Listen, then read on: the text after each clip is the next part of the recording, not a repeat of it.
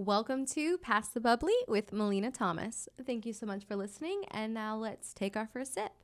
This episode, we're going to talk about discipline and why discipline is so attractive. But first, I want to start us off with our Bible verse for the day, which is Proverbs chapter 12, verse 1, which says, "Whoever loves discipline loves knowledge, but whoever hates correction is stupid." It literally says stupid in the ESV version, so that's the word I'm going to use. Stupid. That's really harsh. And so we're going to go into a lot of things. I have a lot of notes, and I want to make sure I hit everything with you guys because discipline is so important. And honestly, it's a vital key to success. So we want to all be disciplined. Why is discipline important? Discipline is important because discipline allows you to achieve goals, long-term goals, and it also expresses an essence of love, respect, boundaries, and standards to everyone around you. I believe that understanding and believing in why you need to do certain things is a key factor to being disciplined. Because people tell you all the time, you need to drink water, you need to sleep more, you need to exercise. But if you don't understand why and you don't believe in those things, you're not going to be disciplined enough to actually do those things. Everything that you're trying to achieve, you need to make sure that you understand why it's important to you and you believe that it's something that you should do and it's something that you can achieve. If you do, I believe your probability of actually being successful and disciplined in whatever it is you're doing is going to skyrocket. Being disciplined means that you understand how to go through some tough stuff. It means that you have gone through some things and you have learned from them and you did not let those hard things take control of you or ruin your life. You have healed, moved on, whatever you need to do to actually learn and grow. And so what does discipline usually mean? It usually means that you are consistent. Being consistent at things, regardless of what it is, well, it needs to be healthy things, is attractive. Anyone that is consistent at healthy things is going to be deemed more attractive. When you're consistent, you have proof that you are disciplined because you have achieved things from that discipline mindset. So I want to be a little honest with you guys, a little brutal. A lot of people say that they're disciplined when they're really not. They're doing the bare minimum. Showing up to work every day, even though you're tired or whatever, that's not really being super disciplined. I mean, most people understand if they don't go to work, they can't pay their bills. So saying, oh, well, I go to work when days are hard. Yeah, you're somewhat disciplined. But if that's the only thing that you're able to do, then I wouldn't describe you as a disciplined person. I would describe you as a good employee. If you're sitting here and you're like, well, I'm not disciplined and I don't know why. The only thing I can say is it's the way you act. It's the way you act. Because being disciplined is 100% on how you act and how you react to certain things. And we want to react in a healthy way, and we want to meet the expectations that we set for ourselves, and we want to reach the goals that we set for ourselves. If you're the type of person that you've got a bunch of goals at the beginning of the new year, and then you don't complete any of them, or maybe you only complete one, but then the year goes by and you're like, well, nobody really noticed, and da-da-da. But 2024, that's my year. Yeah, it's my year. But last year wasn't your year. And the year before that, and the year before that. So what's going to be different this year, this upcoming year, or this month, this week? What is going to be different? And why should you care? Because discipline equals success. It just does. Consistency equals success. And being able to have boundaries and being able to stick to something long term is difficult, and not many people can actually do it. So being able to do something that not a lot of people can do makes you stand out, and it makes you really attractive. Being disciplined means that you care about what comes in your body and what comes out of your body. So I want to explain a little bit more about what I mean by that. First, you care about what comes in your body. Nobody wants to hang around someone that is addicted to a bunch of stuff because they have no self-control. If you need to drink alcohol almost every day or any time you go out in order to have a good time, that is not okay. And you need to think about what steps you need to take to limit that amount of alcohol or drugs or caffeine. Because let's be honest here, in the Christian community, caffeine has become the alcohol. Where it's like, I can't wake up if I don't have my cup of coffee. I can't think straight. I can't be nice to my wife, or I can't have a decent conversation with my husband or look at my kids if I don't have my cup of coffee. When did we start saying that's okay? And we make content about it being funny, and being drunk all the time is funny, and drinking wine all the time is funny and fun. That's not fun. You're addicted to something, and you should care about what you put in your body. All of those things are not good for your body, and they're not good for your long-term health. Regardless if you think, oh, well, 1 glass of wine is okay because I heard somewhere a doctor say that it's good for your blood. Okay, well, a Big Mac has protein in it, but if you have a Big Mac every day, you're not going to have great health results either. Just because there has one health benefit doesn't mean that it trumps all of the other negative things that it does to your body. A disciplined person cares about what comes into the body. So you want to be drinking water. You want to be eating whole foods. You want to have portion control. You want to make sure, if you see something and you learn something that's a better and healthier replacement, you're going to try to replace that, and limit the things that aren't good for you, or work on the things that that maybe have become a problem for you. But you need to do the work, and you need to have a serious conversation with yourself and be like, what are the things that I'm relying on to just get through my day when I shouldn't rely on them? Now, none of these things I've mentioned is prescription medication. And if you need prescription medication, you better keep taking that prescription medication. That's what your body needs to function, and that is okay. But alcohol and drugs and coffee and candy and all this other stuff, no, you don't need that. Yes, in moderation, every once in a while, and not drugs, but sure, everything else, sure. But you should not need that to function and to be nice to the people around you or to have a good time. Life is fun and crazy and wonderful and beautiful already. You don't need to add to it. And if you don't view the world as wonderful and beautiful, then maybe we need to talk about your mental health state. And I talked about that earlier in one of my earlier podcast episodes, and you can go listen to that. But you really need to work on having a more positive mindset, and then maybe limiting the things or the interactions that you have that are creating that negative just essence and thought process. So I said you care about what comes into your body, and you also care what comes out of your body. What I mean by that is you care about the words that come out of your mouth and the actions that you do.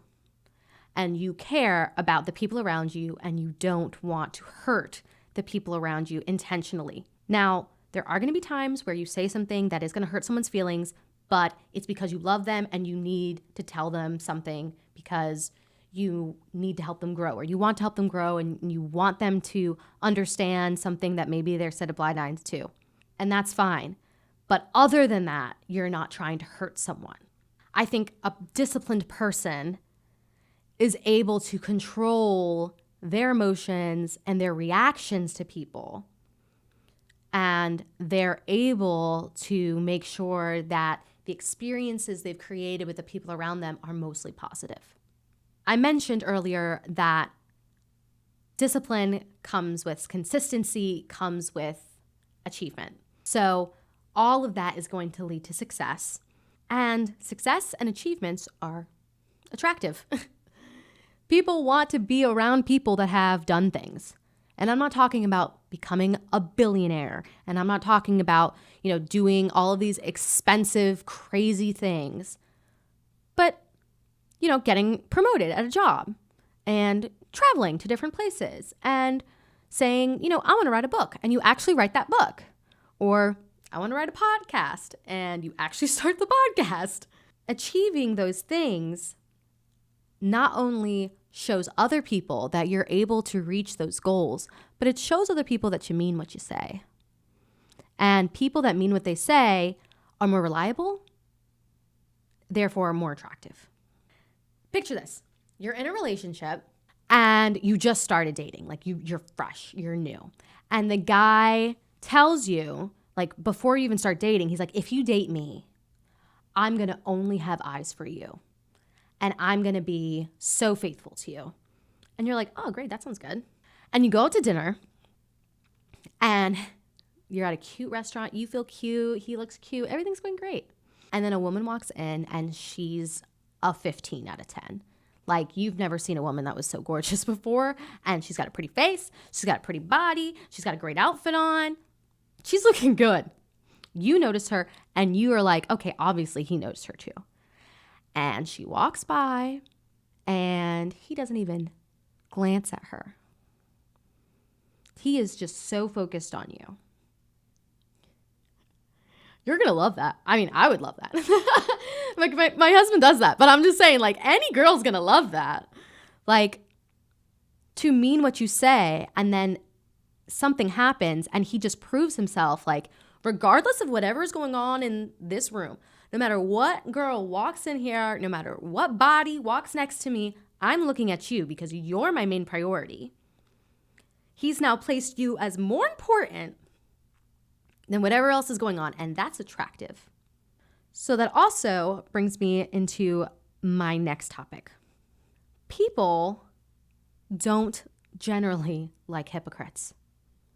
So if you're going to say all these things and you're going to do all these things and you're going to be this type of man and you're going to be this type of girlfriend and you're going to be this type of spouse and this type of coworker and all of these great things, and then push comes to shove and you're not doing any of those things you promised, any person that's in a relationship with you, whether it be platonic or not, isn't going to find that pleasing. They're not going to find that attractive. They want to be around people that mean what they say. Now we're going to talk about something that's a little controversial, and you might get mad at me, but I'm going to say it anyway because I have a mic. So one thing that I find extremely attractive is sexual self-control. And what I mean by that is a person that knows that they are sexually attractive, but they are able to keep that attraction limited to the safety of the committed relationship that they have been put in, that they have decided to put themselves in. Imagine this. You're in a relationship, and it's a new relationship again, and you're out with this guy, and everything's going great, and you meet one of his friends, and she's a girl, and you don't think anything of it. You're all, friendly, whatever. And then all of a sudden she starts getting a little too friendly. And it's a little obvious. And she starts saying things that are just not appropriate. And anyone would clearly know that she's crossing a boundary. And instead of you sitting there being uncomfortable and awkward and then waiting to leave the party or leave the get together or leave the friendly gathering and then have a serious conversation with your boyfriend on the car ride home about boundaries and she said something I didn't like and is something going on and and saying all of that and having that serious conversation that's uncomfortable. She starts going on and flirting and touching his arm or whatever. And he stops her and he says, "Excuse me, I think you're starting to be a little too flirtatious. I'm in a happy relationship with my girlfriend, and I would like you to respect that. Can you please give me some space?" Any girl would love that. That is so attractive that he was able to put a boundary up before I even opened my mouth. So not only are you putting the relationship in a safe space, you're being consistent to the promises you made me. You understand the severity of the promises you've made me, and I don't have to sit there and explain every situation how I want you to act because you are disciplined enough to understand the sexual boundaries that partake in a relationship. And you are able to open your mouth and allow the other people around you to understand that you respect certain things, whether it be relationships or anything else. But there's something so attractive about a person that has sexual self-control and knows what's appropriate and what's not, that doesn't have to be told you crossed a boundary, or that is able and willing to speak up when someone else has crossed a boundary, and knows that they are a sexual being, that they are an attractive being, and instead of sharing it with the world, they've decided to share it with their spouse. And I know y'all gonna be mad, but that's attractive. It's so attractive. And girls want a guy that just want them. And guys want girls that just want them. And people want to be wanted. And they don't want to feel threatened every time they walk outside. And so if the person you're with feels safe with you because they know that you're not going to be sexually exploiting yourself to other people, whether intentionally or not, they're going to trust you in more situations. And trust is earned. And disciplined people usually have more trust from other people because they have proven that they mean what they say. If you're not disciplined, you're not a safe person.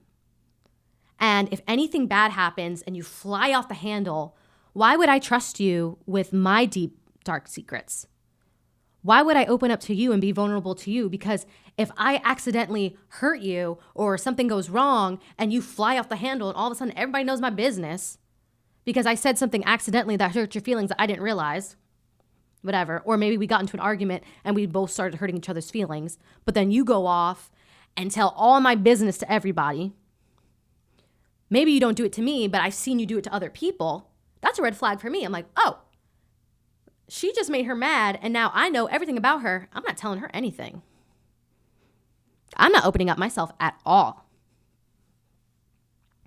And even in relationships, if whenever something goes wrong and you're flying off the handle, why would your spouse trust you with their deep, dark secrets?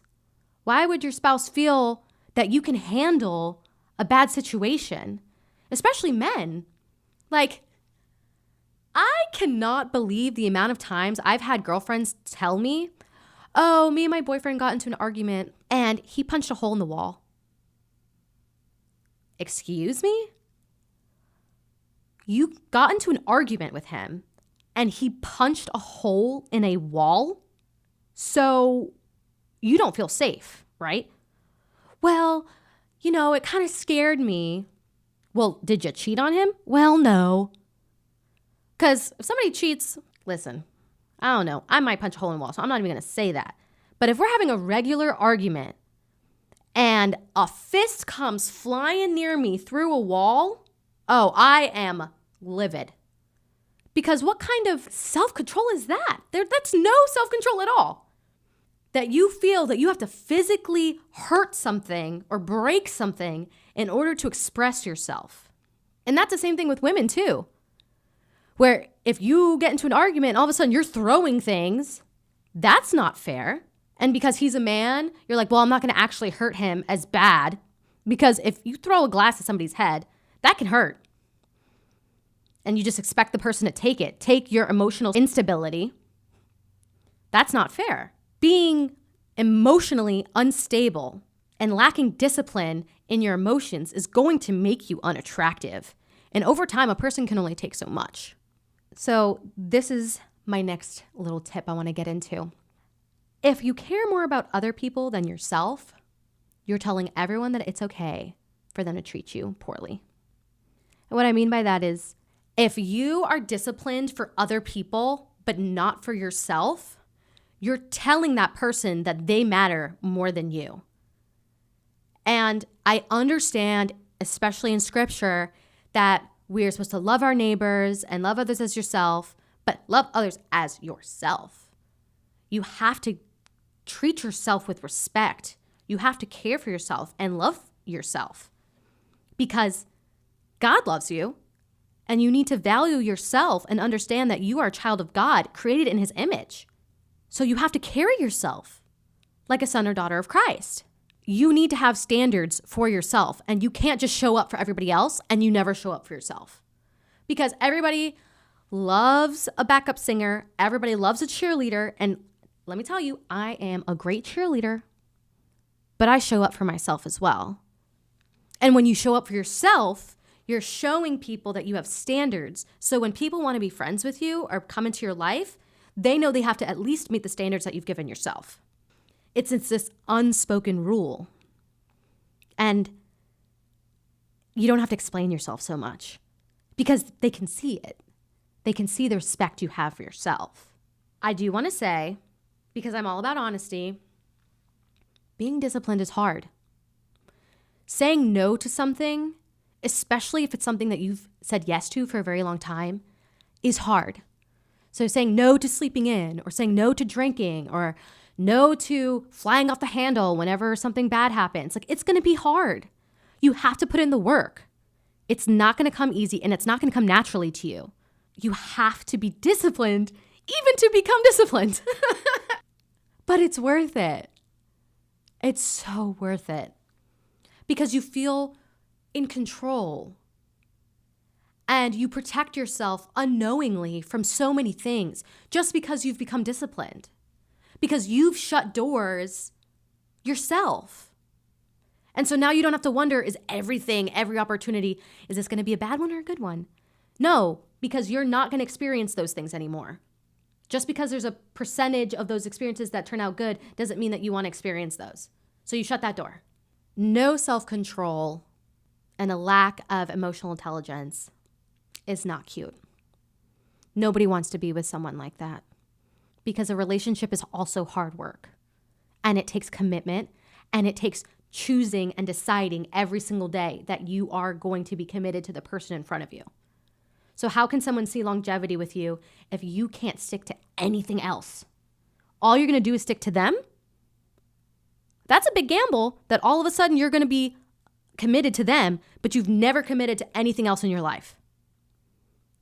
You're asking for unrealistic expectations, and you're asking for them to have a lot of faith in you when you don't have faith in yourself and you have no evidence. So you need to have evidence that you are a good friend, that you are a good coworker, that you're a good person to be with in a relationship before you go around and be like, why does nobody want to be my friend? Why does nobody want to date me? Well, what have you done to show that you are a safe, reliable, committed, kind person? And if you don't have examples of that, then you need to do some work. And that's okay. You can do the work. It just takes one decision, one day, and then your trajectory can go up. So you have to work at it every single day. It has to be a choice that you make every single day. And these standards that you will have will roll onto the people you're in a relationship with, will roll onto the friends that you have, because it's contagious. Positive lifestyle and negative lifestyle are both contagious. So if you focus on the positive, you're going to affect the people around you. And if the people around you want to stay in that negative lifestyle, they will leave. You don't even need to push them away. They will leave because all of a sudden they're going to think you're a prude. I got called a prude. And now I like that word because it's in the Bible.